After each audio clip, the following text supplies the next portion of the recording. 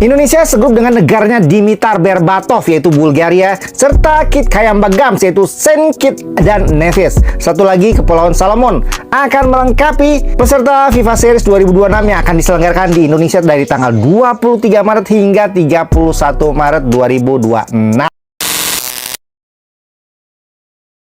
Di FIFA Series mendatang. Udah, jangan main tebak-tebakan lagi. Soalnya FIFA udah resmi mengumumkan 3 tamu Sang Garuda di Jakarta nantinya. Bukan Yunani, Tahiti, atau Peru, tapi Bulgaria, Kepulauan Solomon, dan Saint Kitts and Nevis. Ketiganya merupakan representasi dari konfederasi yang berbeda. Izin. Kalau kata Mimin, pertemuan melawan mereka menjadi debut yang lumayan kompetitif untuk era kepelatihan John Hartman. Sebab Pak Ketum PSSI sudah bersabda kalau ketiga lawan tersebut memberikan variasi gaya bermain yang sangat penting bagi perkembangan tim merah putih. Lalu, seberapa kuat para penantang yang akan mendarat di tanah air nanti? Di video ini kita akan menguliti kekuatan dari masing-masing lawan dan membedah isi dapur timnas Indonesia jelang FIFA Series di kandang sendiri.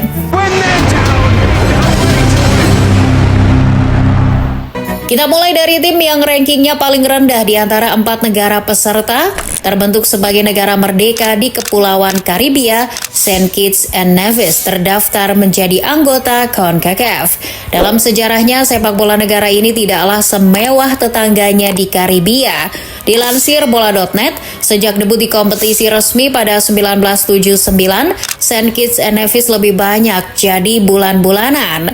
Prestasi terbaiknya adalah runner-up Caribbean Cup 1996 setelah dikalahkan Trinidad and Tobago. Sementara di level CONCACAF, negara persemakmuran Inggris itu baru sekali muncul di Gold Cup, tepatnya di edisi 2023. Itu pun mereka menjadi ayam geprek karena digilas habis-habisan di fase grup. Ngomongin soal ranking FIFA, Saint Kitts and Nevis untuk sementara duduk di posisi 154 dunia. Bersumber dari Merdeka.com, ini menjadi ranking terendah mereka dalam 10 tahun terakhir. Saint Kitts and Nevis sejatinya pernah memasuki masa gemilang saat menempati ranking 73 dunia pada Maret 2017. Namun, sejak itu sepak bola di sana alami penurunan kualitas yang ikut berimbas pada merosotnya ranking timnas. Ini menunjukkan Saint Kitts and Nevis lagi di fase pancaroba. Sebagai negara yang akan mampir ke Jakarta, Saint Kitts and Nevis ternyata pernah diperkuat oleh mantan pemain tajam di Liga Indonesia. Pendukung Sriwijaya FC pasti tak pernah lupa dengan sosok Kit Kayambagams kan? Nah, pemain terbaik Indonesia Super League 2012 itu tercatat pernah membela Saint Kitts and Nevis dari 1998 sampai 2000.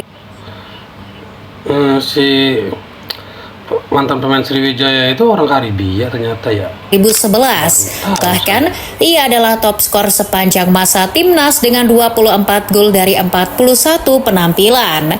Kira-kira akan seperti apa kekuatan Saint Kitts and Nevis selama di Jakarta nanti? Sejauh ini, The Sugar Boys dipimpin oleh pelatih berpaspor Meksiko, Francisco Molina. Ditunjuk pada 2024, Molina sudah menghasilkan 5 kemenangan dari 8 laga. Di FIFA Series nanti, Molina kemungkinan akan mengandalkan 2 pemain kunci ini, Tyree Simpson dan Tiquani Williams. Mereka menjadi andalan mengeruk gol dalam formasi andalan Molina, yakni 4-2-3-1. Dan John Hartman punya memori apik loh kala berjumpa Saint Kitts and Nevis. Menurut Tribun News, Mas Hartman pernah menaklukkan negara berpenduduk 53.000 orang itu saat menukangi timnas Kanada, tepatnya di kualifikasi CONCACAF Nation League 2018, di mana Kanada menang tipis 1-0.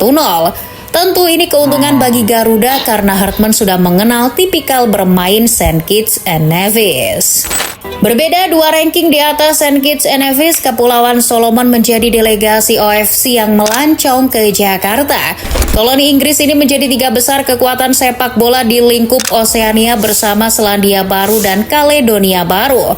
Berjuluk The Burritos, Kepulauan Solomon punya prestasi yang lumayan lah.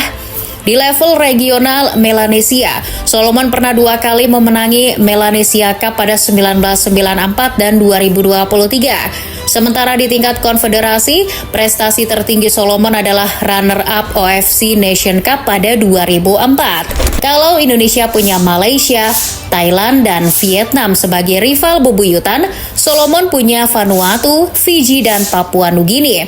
Mereka saling punya dendam kesumat setiap kali bertemu di atas rumput hijau. Tak banyak informasi yang beredar soal kekuatan terkini Kepulauan Solomon, namun berdasarkan data Transfermarkt, sebagian besar pemain mereka bermain di kompetisi domestik, terutama di Solomon Kings FC. Sedangkan hanya ada 5 pemain yang mencari nafkah di luar negeri. Mereka adalah Leon Kovana dan John Orobulu di Liga Papua Nugini, Jared Rongosulia dan Mohamed Mekawir di Liga Fiji, serta Mika Lea Alava di divisi bawah Australia. Untuk kekuatan di FIFA Series nanti, Solomon pantang melewatkan 2 pemain terbaik ini. Mereka adalah Edkin Kawa dan Rafael Leai yang jadi tulang punggung di laga manapun.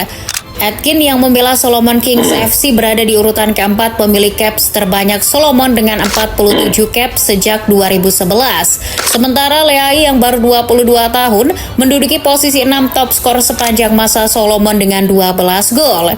Mengutip Arena Indozone, Solomon digadang menjadi kuda hitam tak terduga di grup ini.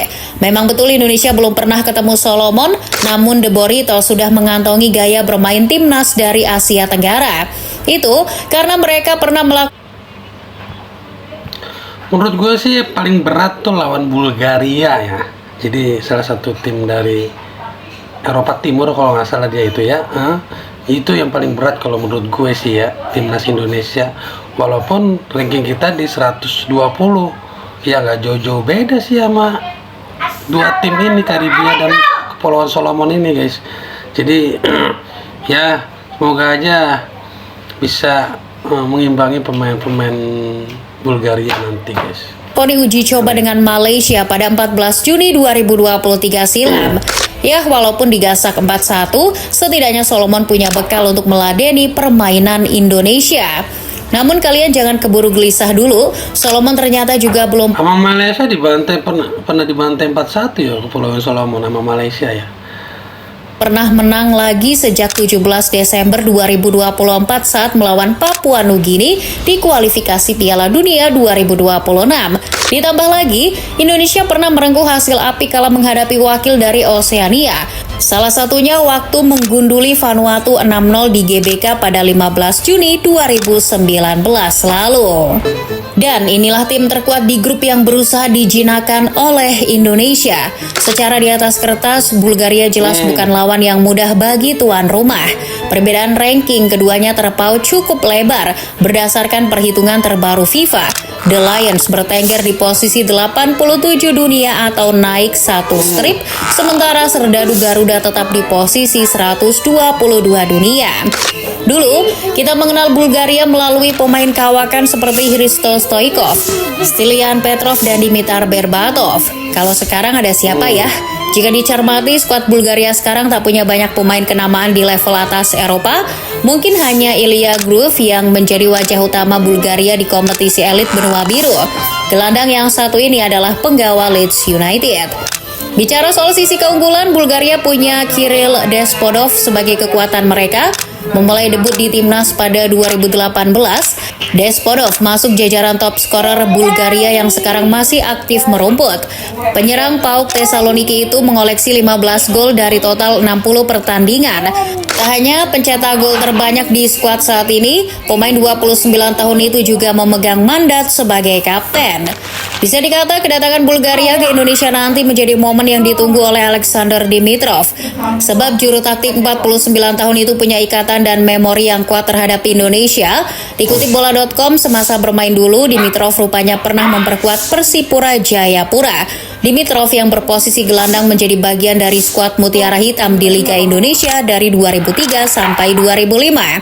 Apakah keterkaitan Dimitrov dengan Indonesia cuma sampai di situ?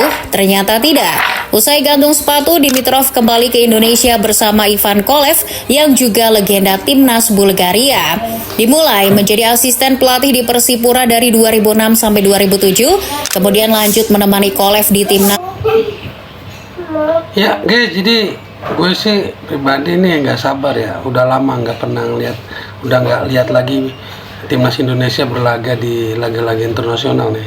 Nah sekarang nih saatnya di FIFA Series nih, dan pengen tahu nih racikannya pelatih baru John Hedman.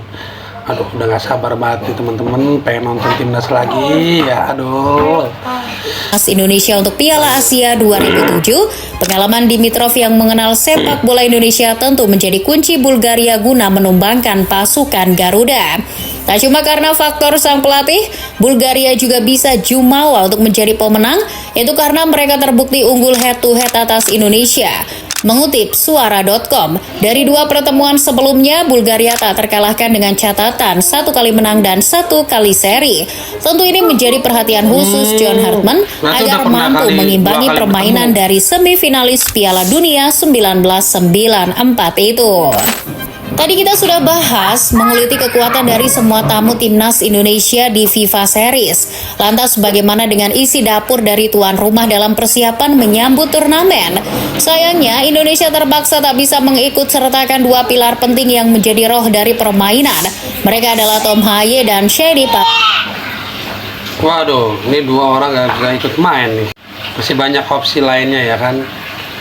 Selain Tom Haye, terus saya empatin nama, mungkin pelatih baru bisa punya opsi baru ya, pemain-pemain yang nggak jauh beda levelnya. Oke guys, sekian dulu video kali ini, semoga memberikan informasi yang bermanfaat buat teman-teman. Buat teman-teman yang baru menemukan channel ini, jangan lupa subscribe channel Jago Neon dan like ataupun bagikan jika video ini memang bermanfaat buat teman-teman. Akhir kata, wassalamualaikum warahmatullahi wabarakatuh.